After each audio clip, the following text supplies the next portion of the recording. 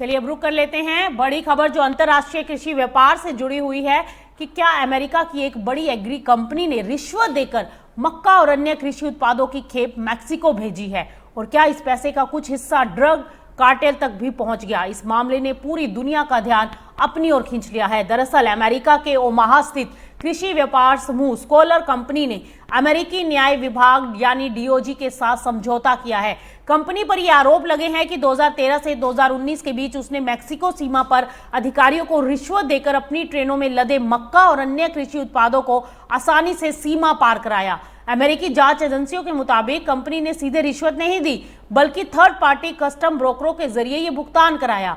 बताया गया है कि हर ट्रेन के लिए करीब करीब $2000 की रिश्वत दी जाती थी। बाद में इन भुगतानों को री इंस्पेक्शन फीस के नाम पर कंपनी से वापस ले लिया जाता था। जांच में यह भी सामने आया कि कुल मिलाकर $4 लाख से ज्यादा की रिश्वत दी गई, जिससे कंपनी ने $65 लाख से ज्यादा के शुल्क और लागत से बचाव किया। सबसे बड़ा खुलासा यह है कि जांचकर्ताओं के अनुसार इन भुगतानों का एक हिस्सा अमेरिका मैक्सिको सीमा पर सक्रिय एक ड्रग कार्टेल तक भी पहुंचाया गया। हालांकि कंपनी का कहना है कि उसे इस बात की कोई जानकारी नहीं थी।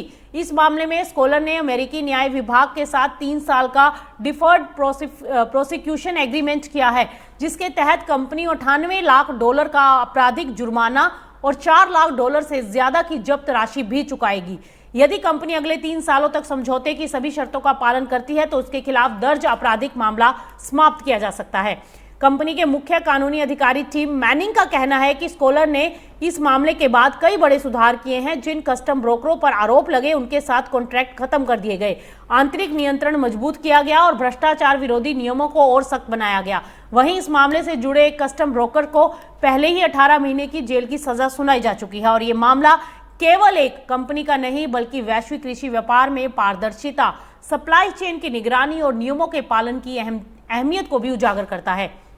आने वाले समय में अंतर्राष्ट्रीय कृषि कंपनियों पर नियामक एजेंसियों की निगरानी और सख्त होने की उम्मीदें बढ़ गई हैं।